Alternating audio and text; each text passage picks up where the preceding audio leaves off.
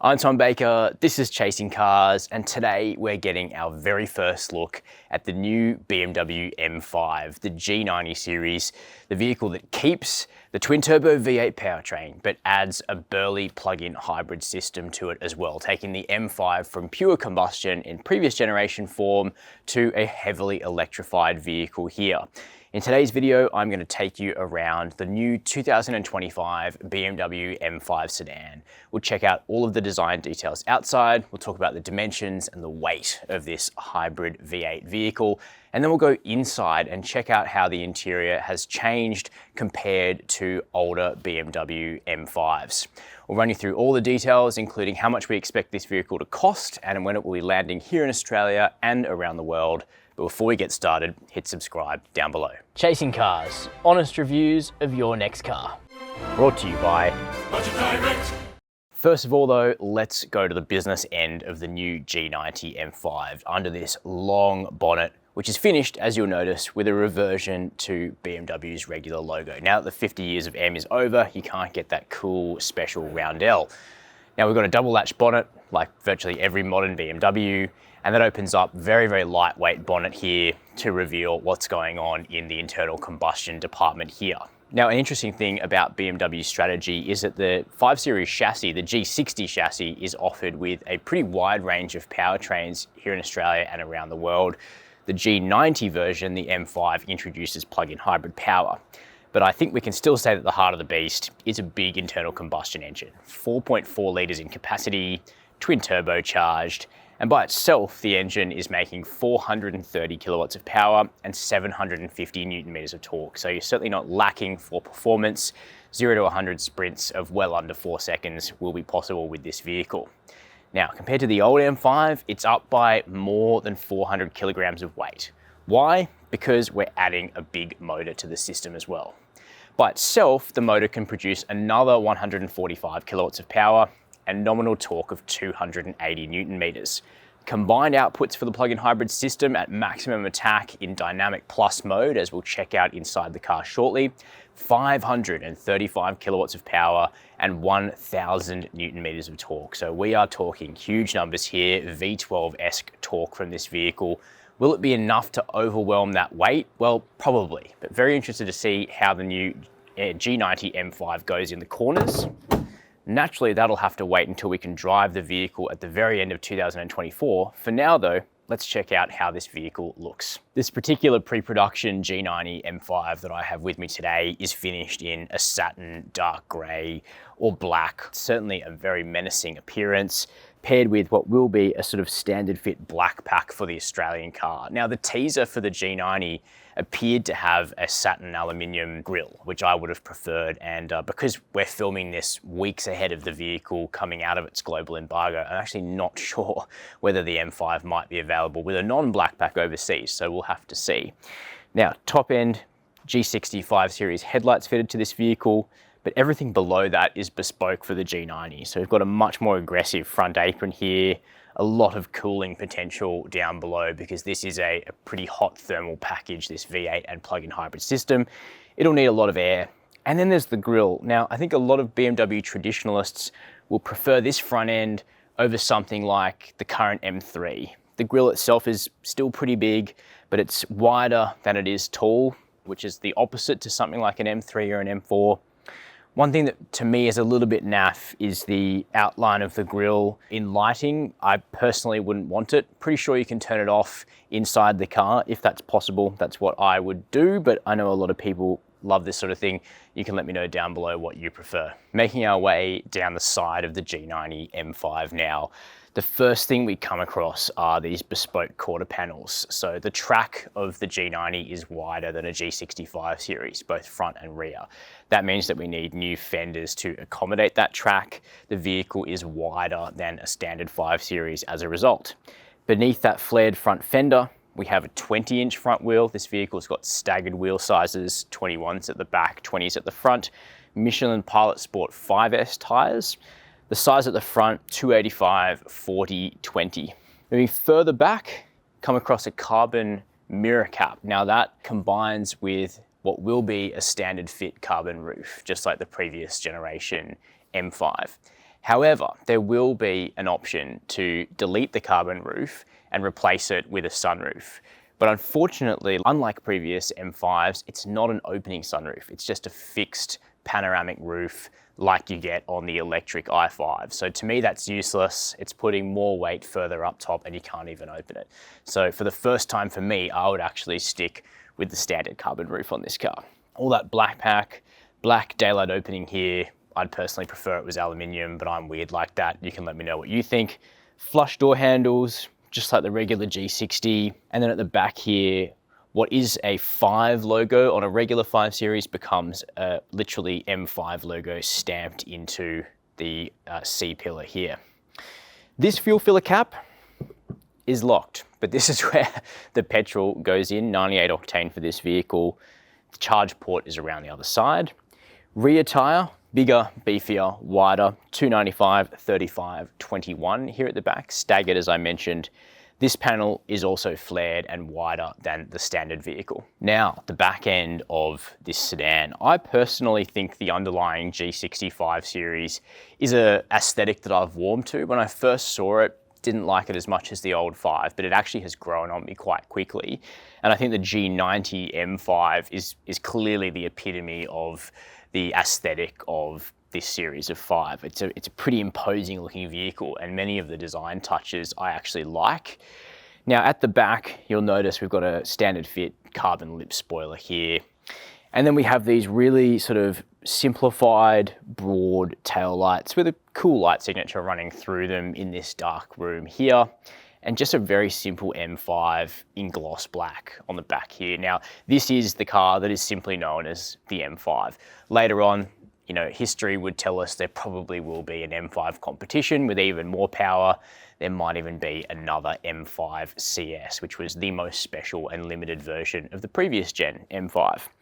Looking further down, you do find one element of this car that to me looks a little bit like it was ordered on Wish, which are these huge sort of tacked on diffusers here at the back. Now they make the M5 longer than a regular 5 Series. They really do stick out. They kind of look like those old North American like crash barrier things to me. But one cool thing within them are the huge quad tailpipes. Each of them measures 100 millimeters in diameter. These are big, loud pipes. But what sound do they make? Well, when the combustion engine is on, they make the sound of that 4.4 litre V8, but when the engine is not activated, when you're in hybrid mode or when you're in electric mode, you just get an acoustic pedestrian hum outside of this car. BMW hasn't added in fake combustion sound or anything like that to play outside the car. It just hums, whereas inside you're getting Hans Zimmer's electric soundtrack that you see on BMW's EV models. Jumping inside the new M5 now, I want to point out something quickly about BMW's strategy with this vehicle and its other model ranges as well, both here in Australia and around the world. A few years ago, senior BMW executives told us that they were going to start doing something called power of choice, which was their philosophy of allowing consumers to buy really any sort of engine they wanted on particular model ranges. And here in Australia, vehicles like the X3 already show that in motion, but the 5 Series chassis is surprisingly one of the most varied in terms of the level of choice available to the customer.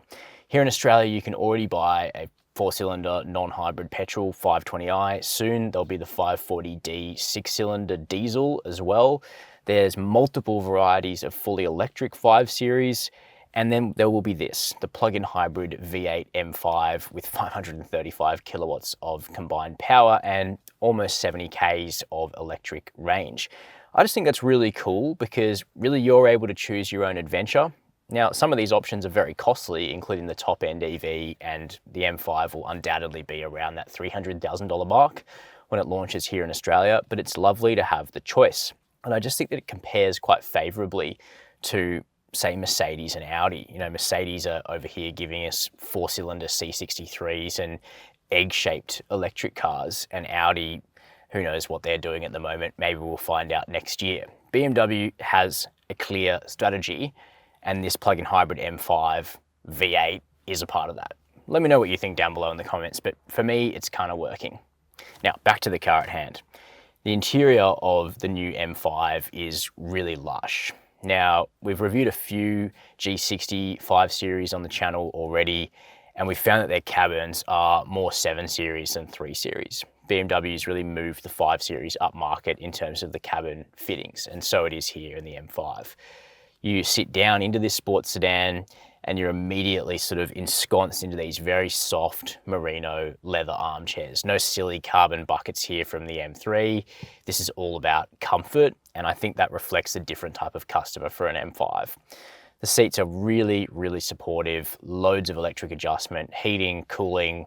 These ones are a bit garish in the red, but there will be lots of other colors and trims available. Carbon weave will be standard fit as the trim for Australia, but other options will be available, including, I'm promised, wood. So if you are a traditionalist, there will be options for you. Plus, the M5 will be eligible for BMW Individual, the full program, not immediately at launch, but soon after. So you'll be able to fully customize the exterior color and the interior fittings of this car to your exact taste if you're prepared to pay for that sort of option. Tech-wise, it's a real feast. We've got a huge 15-inch screen here in the center running iDrive 8.5, not the newest version of iDrive, but this one actually works really well. Still got the physical iDrive controller here, wireless Apple CarPlay and Android Auto. Bowers & Wilkins audio will be standard, and the driver has their own instrument cluster, which is relatively clean. Steering wheel now gets a flat bottom. If anything, I'm a bit sad about that. BMW were always traditionalists for a fully round wheel, and now, quite late in the game, they've gone to a flat bottom for some reason. Big paddles. The left one also functions as a hybrid boost system, and then 2 pre-configured M settings on the wheel, which reflect your fully custom drive modes. Those drive modes also now allow you to tailor the operation of the hybrid system, everything from saving the charge in the battery to running as fully electric, more of a autonomous hybrid mode, and then what BMW is calling Dynamic and Dynamic Plus. Dynamic Plus is for racetrack use, 10 minutes only, maximum attack, full power, full torque, full cooling. 10 minutes is to limit things like battery degradation. But Dynamic will be the setting for the hybrid system for use on a great country road, where the system is sucking in as much of that electric power through regen as possible and then deploying it on corner exit. So you're always feeling the effect of the full V8 and at least a good whack of what the electric system can provide too. So the interior of the car really does feel very expensive, very plush, almost like a 7 Series, while the technology looks interesting, and yet we're keeping that V8 heart. So to me, this is looking like a very interesting option. So that's the front seat. Now let's go to the back, where I've got a bit of a surprise for you. Now, the back seat of the M5, the basics are very good. It's roomy. I'm 6 foot or 183 centimeters. I've got loads of headroom, loads of legroom. Even toe room is good with the driver's seat at its lowest setting. So you can fit adults back here. You could even run this as a family car if you were very cool. It's doable. The big surprise though is the M5 Touring. Now, we've known for a while that BMW was going to bring the station wagon version of the M5 back. We've never had one in Australia, but there has been 2 generations of M5 previously that have had an estate car version overseas. Now, BMW Australia won't officially confirm the Touring for our market yet, but I've got a couple of local sources who I have spoken to who have confirmed that we will be getting the M5 Touring in this market. So unless something goes badly wrong, the M5 Sedan will be joined by the M5 Touring in Australia in time. Now, that could be the ultimate family vehicle for very fast and very well-off families, joining the likes of the Audi RS6 as an ultimate super station wagon. Now, the M3 Touring is sold in Australia, and the wagon has accounted for a higher share of sales than expected. So there clearly is still a small but dedicated cohort of Australians who want the fastest specification in station wagon form. And I absolutely salute those people, because you clearly see the value of a low center of gravity, traditional vehicle layout, but with a big boot and a big back seat. So if I was going to opt for an M5, I'd wait for the Touring. That being said, if you love super sedans, then this looks like a pretty good one. Backseat amenities include rear seat heating for the outboard chairs, a separate climate zone, in fact 2 climate zones back here, air vents, soft fittings, things like sun blinds as well. Plus there's actually a setting in the driver's controls that deactivates things like the audio back here to create a calmer and quieter environment for rear seat passengers. While the old M5 also had a 4.4 litre twin-turbo petrol V8, what it certainly did not have was a hybrid system. Now, we've known the new M5 was going to be a plug-in hybrid for a couple of years because the test mules for this car were running around with electrified vehicle written all over them, which was a giveaway. And this is what they were trying to hide. Here is the charge port door for the new M5. BMW Australia says most of the customers for a very expensive car like this will be able to charge at home. And if you choose to charge the vehicle, which you don't have to, but you will benefit from if you do, you're plugging in here via a Type 2 socket. It can take up to 7 kilowatt AC charging. It's an 18.6 kilowatt hour usable battery in this vehicle, which is WLTP rated out to 69 kilometres of all electric range. So you could commute for several days in this car without even waking up the V8 if that's what you wanted to do in a BMW M5. That equates to consumption of 27 kilowatt hours per 100 Ks, which is actually not bad for a plug-in hybrid. But of course you could go for an all-electric M5 if you wanted. Now, this is of course the first time the M5 has been a plug-in hybrid, electrified in any sense. Quite a far cry from that second generation E34 M5 over my left shoulder. That's actually a heritage vehicle owned by BMW Australia headquarters. So that's my first impression of the 2025 BMW M5, the G90 series of this hallowed badge. Personally, I kind of like what BMW is doing with this chassis. I like the fact that you can have everything from a 4-cylinder turbo petrol 520i through to a 6-cylinder diesel, plug-in hybrid V8 here in the M5, or a range of all-electric options too. And from what we've driven in the non-M5 versions of this car, this is a peachy chassis. Heavy, yes, but rewarding and supple to drive. So I'm hoping that character is also imbued into the M5, and I have no reason to think that it won't be. This continues to be one of BMW's most important halo vehicles, even if it is very niche these days in terms of sales volume. The transition to electrified plug-in hybrid is really important to get right. I, for one, am happy that they've continued to pair it with a big, beefy petrol V8 engine. The hybrid system allowing this vehicle to continue to even survive in the first place. That's simply what has to be done. Very much looking forward to driving the M5, but from first impressions, this continues to be a very plush, very impressive, very expensive performance four-door sedan. Keen to know your opinions. Let me know down below this video in the comments. While you're there, hit subscribe and the notification bell if you've enjoyed this video. And as always, thank you for watching Chasing Cars.